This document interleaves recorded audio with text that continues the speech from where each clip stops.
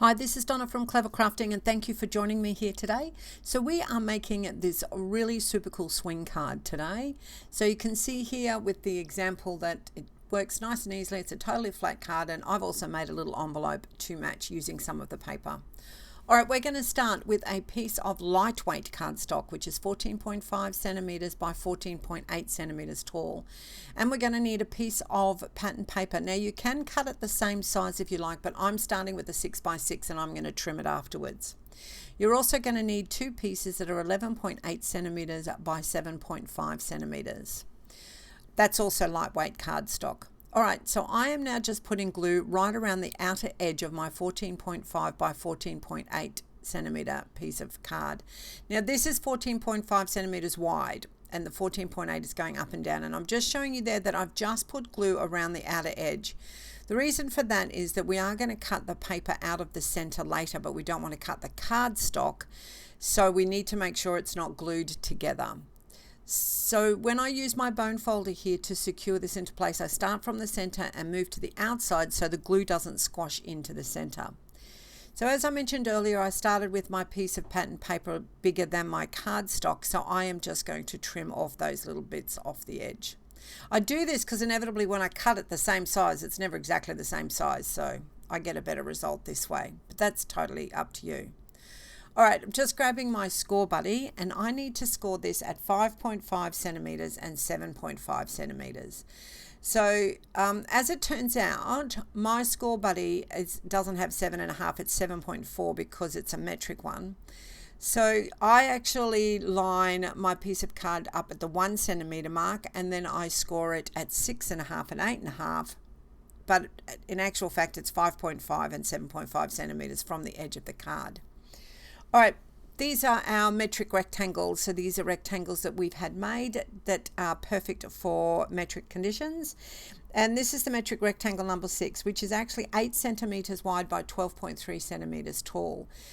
And I'm just showing you here, I've positioned it so it's about 1.5 centimeters from the top, the left-hand side and the bottom. And I'm going to do some partial die cutting. So I'm lining up my top plate.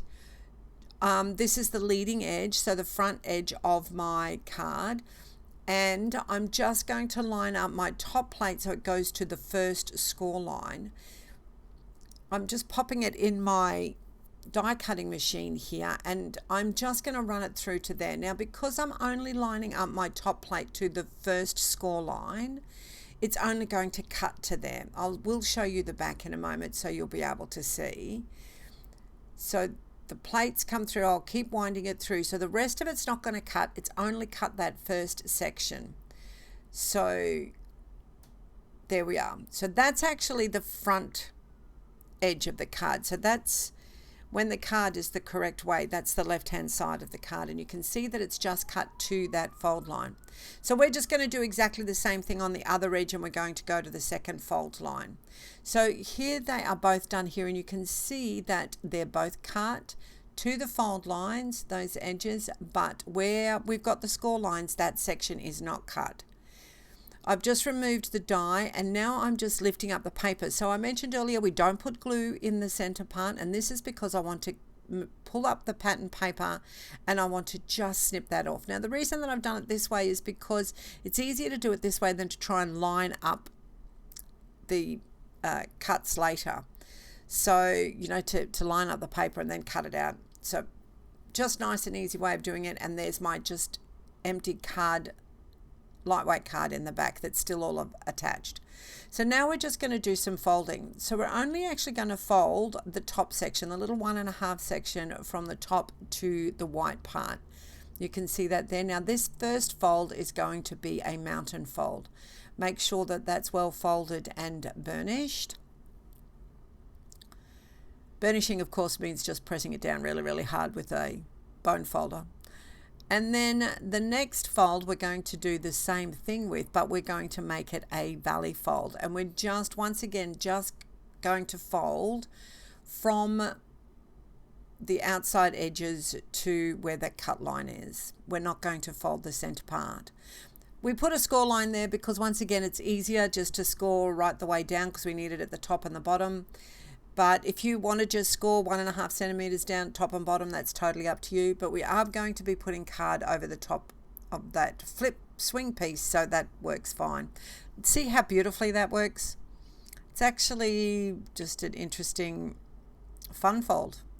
All right, now we're going to make the decoration to put in the center. So this is one of the I think it was 11.5 centimeters. Was it? How big was that piece? 11.8 centimeters by 7.5 centimeters, sorry. And I have just put some aged mahogany, in actual fact, Distress Oxide aged mahogany on my silicone mat, sprayed some water on it, and I've just stuck my card into it. I wanted it a little bit more runny, so I've added some more water, and to speed things up I'm going to dry it. Now this is, for those of us in Australia, this is J Burrows brand cardstock. It's 250 GSM and I buy it from Officeworks. They come in a lot of 250, I think, 250 sheets. So then it's not watercolor paper, so you've got to be careful when you're adding the water, but it does stand up pretty well. You could see there that I just blended around the edges to make them stand out a little bit more, and that will stick on my card. So you've just got to make sure that you stick it on the correct part of the card. So this one, which will end up being the front of the card, you actually stick on what looks like the back of the card when the card is flat. I know it's confusing. This front piece, I'm going to put a piece on to write the greeting, but I want to put an edge all around the outside so you can see the white piece for the greeting. It just fancies it up a little bit.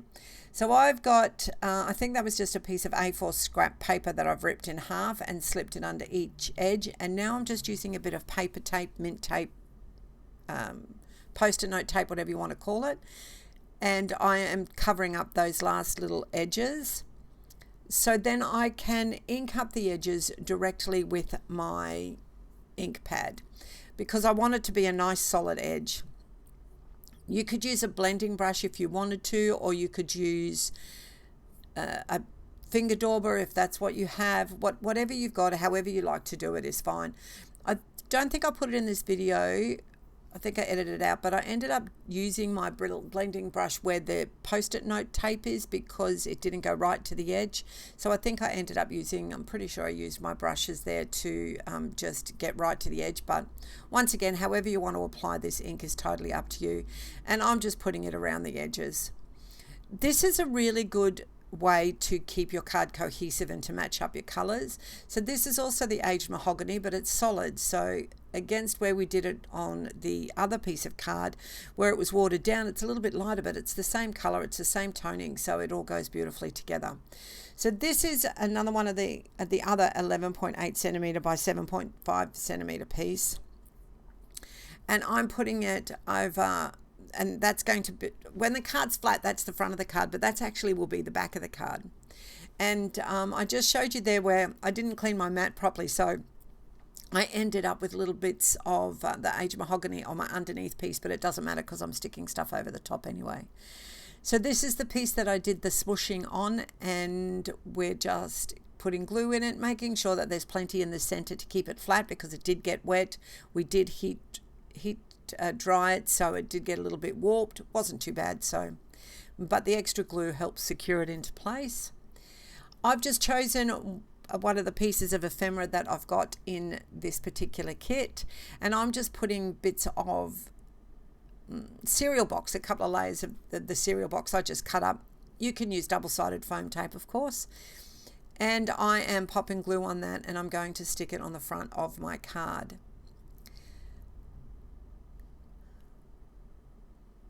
Beautiful. Just position that in. So I chose the aged mahogany because it went nice with my ephemera and with the piece of paper that also came in the kit, one of the pattern papers. I've just added a greeting sticker to it. Everyone should have a friend like you. And there's our card. The only other thing that I did is I decided there was a little bit of a smudge on the inside piece, so I grabbed one of the other bits of ephemera. I actually had to trim it a little bit, which is fine, so it would go down the bottom there. And you can see that the piece of paper that I cut out of the center, I've used a piece of that on the envelope. Just move some of those things around, and I've got some photos now so you can have a closer look. If you learned anything today, or if you enjoyed my video, it would be great if you gave us a thumbs up or subscribed, because all of those help our little channel. I'll also put a link down the bottom to our Facebook group where you will see other variations of this same card. We do run online classes every week that come with the cards kits when you purchase a card kit with us.